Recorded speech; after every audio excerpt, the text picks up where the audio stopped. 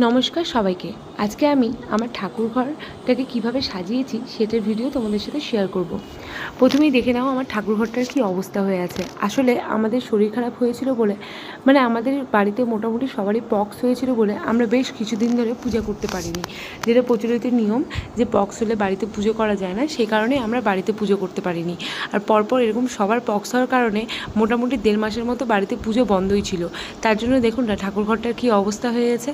আর সবথেকে বড় কথা, ঠাকুর ঘরে আমার আরেকটা যেটা সমস্যা সেটা হচ্ছে টিকটিকি। আপনারা যদি কেউ জেনে থাকেন যে টিকটিকি কীভাবে তাড়ানো যায় অবশ্যই আমাকে জানাবেন। এই অত্যাচারে আমি ভীষণভাবে অত্যাচারিত। তো প্রথমে আমি ঠাকুরের আসনটাকে বের করে নিয়েছি, ঠাকুর ঘর থেকে সব জিনিস বের করে নিয়েছি। তারপরে আমি ঠাকুরের আসনটাকে পুরোটা হোয়াইট কালার দিয়ে কালার করে নিচ্ছি। এখানে আমার কাছে যে হোয়াইট কালারটা ছিল সেটা দিয়ে আমি করছি, কারণ এই কালারটা দিয়েই আমি মাটির থালা বা মাটির যে কোনো ফুলদানি বা যে কোনো কিছু আমি আগে কালার করে নিই। তো ওই কালারটা দিয়ে আমি এই ঠাকুরের আসনটাকে প্রথমে কালার করে নিচ্ছি। আর এই ঠাকুরের আসনটাও যেহেতু অনেক দিন হয়ে গেছিলো, তো কালারটা একটু কেমন যেন হয়ে গেছিলো। চারিদিকে সিঁদুরের দাগ কালচে কালচে, ভালো লাগছিল না দেখতে। তাই অনেক দিন ধরেই ভাবছিলাম যে ঠাকুরের আসনটাকে পরিষ্কার করব। তো এই আম্বাবুচি থাকার যখন ছিল তখন তো পুরো ঠাকুরঘরটাকে পরিষ্কার করতে হয়, যেটা আম্বাবুচি ছাড়ে। তো সেদিনই আমি ভেবেছিলাম যে এই কাজটা আমি সেদিনই করব। সেদিনই আমি সব ঠাকুর বের করে, ঠাকুরের আসন বের করে, তারপরে সবগুলোকে খুব সুন্দর করে আবার সাজিয়ে গুজিয়ে আবার যেরকম ছিল সেভাবে রেখে দিয়েছি।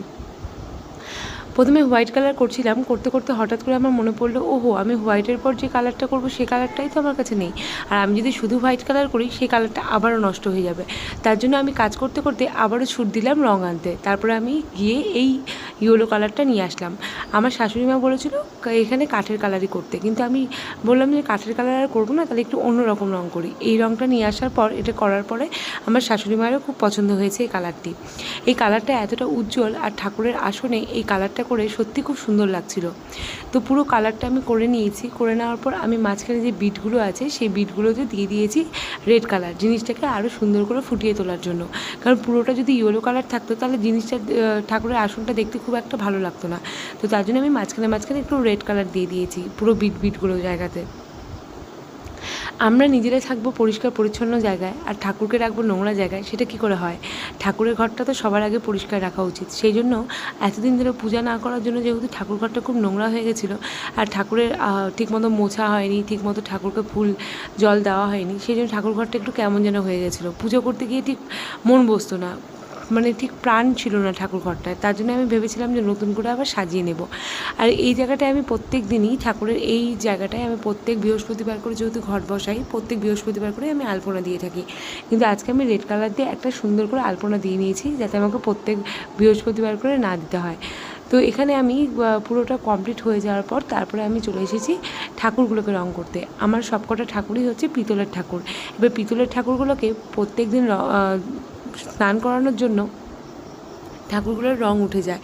এমনিতেও দেখবে পিতলের ঠাকুরে কিন্তু সব কিছু রং করা থাকে না, চোখটা যেটা থাকে সেটাও টেরা থাকে অনেক সময় অনেক ক্ষেত্রে। তো সেখানে হচ্ছে আমি এর আগেও চোখের কালার করেছিলাম, কিন্তু গোটার একটা কালার করা হয়নি।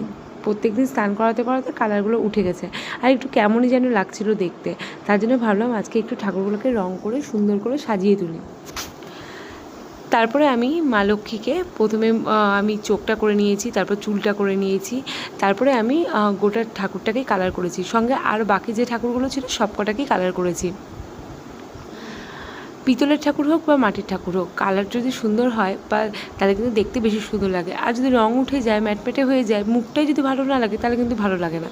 তো আমি এখানে আমার কাছে যে কালারগুলো ছিল সেই কালারগুলো দিয়ে ঠাকুরকে কালার করেছি। আর সত্যি কথা বলতে আমার মা লক্ষ্মীর যেন রূপ ফিরে পেয়েছে, মা লক্ষ্মীর রূপটা যেন আরও ফুটে উঠেছে। আমি সুন্দর করে এখানে কালার করে দিয়েছি আমার মতো করে। আমি এখানে গয়নাগুলোকেও হালকা করে গোল্ডেন কালার করে দিয়েছি, শাড়িটাকেও লাল করে, তারপরে করে দিয়েছি হোয়াইট কালার। তারপরে আমি চলে এসেছি ঠাকুর ঘরে। যেহেতু দেওয়ালটাও একটু কালচে কালচে হয়ে গেছিলো, কোনো জায়গায় সিঁদুরের দাগ, আর আমার ছেলে তো গোটা দেওয়ালেই আঁকিয়ে বেড়ায়। শুধু এই ঠাকুর ঘরে বলে না, যেখানেই ও ফাঁকা পায় সেখানেই ও ওর মতো করে আঁকিয়ে রাখে।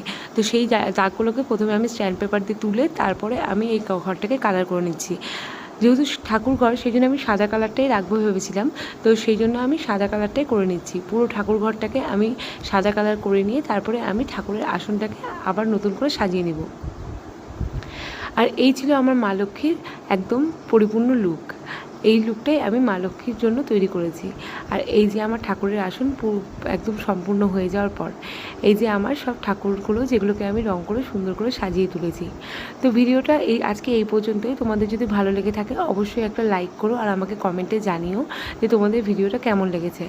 আর অবশ্যই আমার চ্যানেলটিকে সাবস্ক্রাইব করে আমার পাশে থেকো। আমি চেষ্টা করবো আরও সুন্দর সুন্দর ভিডিও তোমাদের সাথে শেয়ার করার।